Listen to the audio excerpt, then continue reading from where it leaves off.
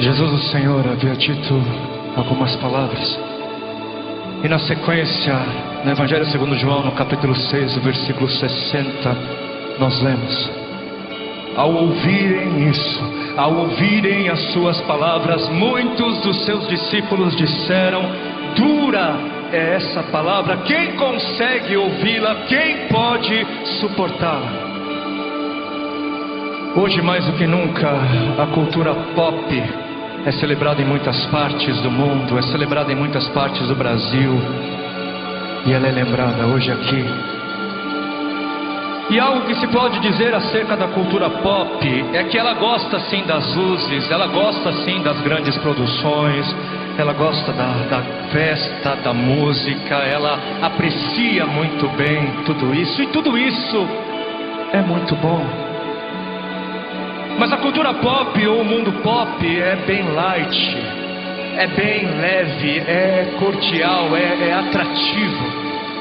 Não cabe muito bem no mundo pop falar que cristãos são torturados e mortos pela fé em Cristo Jesus ainda nos dias de hoje, não cabe muito bem no mundo pop lembrar as pessoas de que no Nordeste brasileiro centenas de milhares de crianças são escravizadas por conta da pobreza extrema.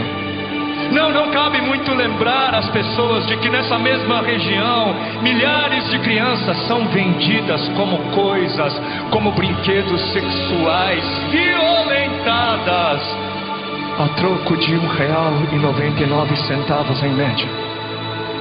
E não cabe muito bem nesse mundinho colorido pop dizer que a responsabilidade de muitas das injustiças no mundo são daqueles que poderiam fazer algo diante delas, mas fazem absolutamente nada ou fazem muito pouco.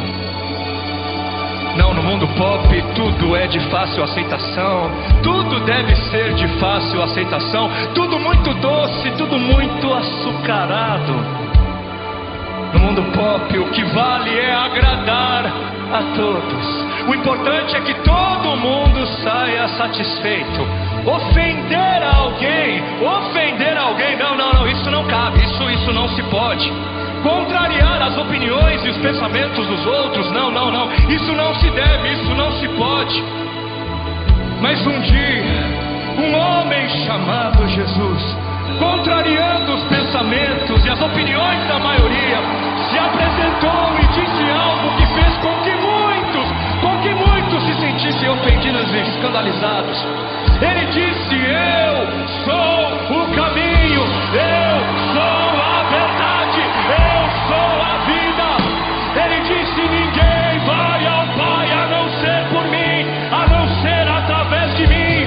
Ele disse: eu sou o pão da vida, o pão que dá a vida, o pão que desceu do céu. Ele disse ser o Filho de Deus, e dizendo isso mais chocante, ele disse ser Deus, e portanto todos deveriam se submeter a ele, e portanto todos deveriam se arrepender de uma vida rebelde e se dedicar por inteiro a ele e somente a ele. Ele foi crucificado porque ofendeu muita gente. Jesus foi crucificado porque muitos se sentiram ofendidos, muitos se sentiram contrariados, muitos discípulos o abandonaram, porque Jesus não era como eles queriam que ele fosse. A música pode ser pop, as luzes podem ser pop, a forma pode ser pop, mas a mensagem não é. O conteúdo não é de acordo com o gosto da maioria. E esses discípulos do texto que acabamos de ler aqui, por acharem duras demais, por acharem ofensivas demais as palavras do Senhor, a partir dessas palavras, por causa dessas palavras, eles deixaram de seguir o Senhor. Deixaram. E hoje também, hoje existem aqueles que não seguem ao Senhor porque o que Ele diz parece ser duro demais, escandaloso demais. E estes parecem dizer: olha, Jesus, fica aí no seu cantinho, tá? Porque eu vou até aqui aqui, ok? Até aqui eu faço, até aqui eu te dou uma colher de chá, eu te sigo até aqui, tá bom? Mas se eu tiver que ir além, se você me disser algo que contraria a minha opinião, eu tô fora. Eu tô fora, tudo bem? Mas o Senhor, Ele não se mostrou nem um pouco abalado com a deserção de muitos. Ele não se mostrou abalado, Ele não disse, não, pelo amor de Deus, não me abandone. Ok, eu mudo o conteúdo, ok, eu exagerei um pouco, eu admito, eu vou pegar mais leve, eu prometo, não vão. Não, Ele não se abalou. Ele ainda se virou aos 12 discípulos, aos que eram verdadeiramente os seus discípulos, e disse, e vocês não vão embora não. E Pedro então, Pedro, um dos 12, ele se levantou, cheio da graça e do conhecimento de Deus, e disse, para onde iremos, para quem iremos?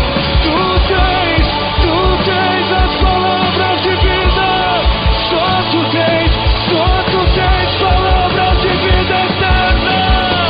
E cremos e sabemos que o Senhor é o Santo de Deus, que o Senhor é o Messias esperado, o Messias aguardado. Sim, cremos que o Senhor se fez carne, sim, cremos que o Senhor no nosso meio habitou. Oh, cremos que o Senhor é aquele que foi concebido pela Virgem.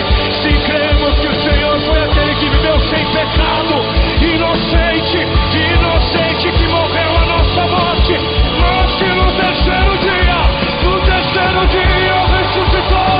ressuscitou, e hoje vive, e um dia haverá de vir para nos buscar, e um dia haverá de voltar para nos buscar, para me levar pro meu lugar. Se cremos, só tu tens palavras de vida.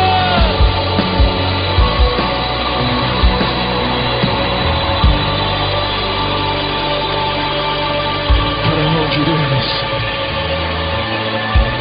Bem-aventurados os que não se escandalizam com as palavras do Senhor.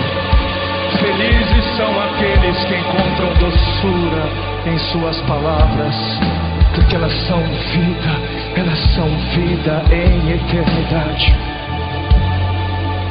É por isso que para aqueles que creem, as palavras do Senhor são doces como mel, são palavras de vida. Na verdade, a dureza não está nas palavras do Senhor, mas nos corações daqueles que a ouvem. Não é a palavra que é amarga, mas é a boca que a experimenta que está cheia de amargura.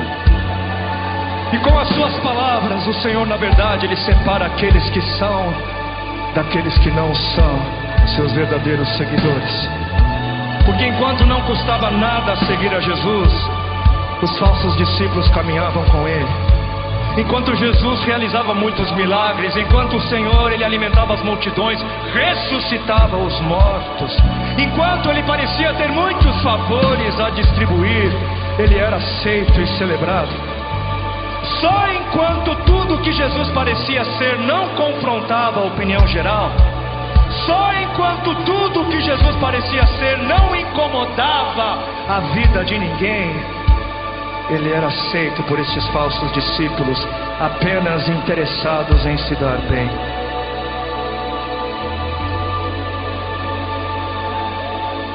Os que creem que Ele é o Santo de Deus, os que creem que Ele é Deus, se interessam por aquilo que Ele tem a dizer, e não se ofendem, não se escandalizam e se submetem, porque creem. Para estes as suas palavras são palavras de vida em eternidade. Ele é o Santo de Deus, Ele é o Santo Deus, Ele é o Santo Deus, Ele, Jesus, Jesus, Jesus.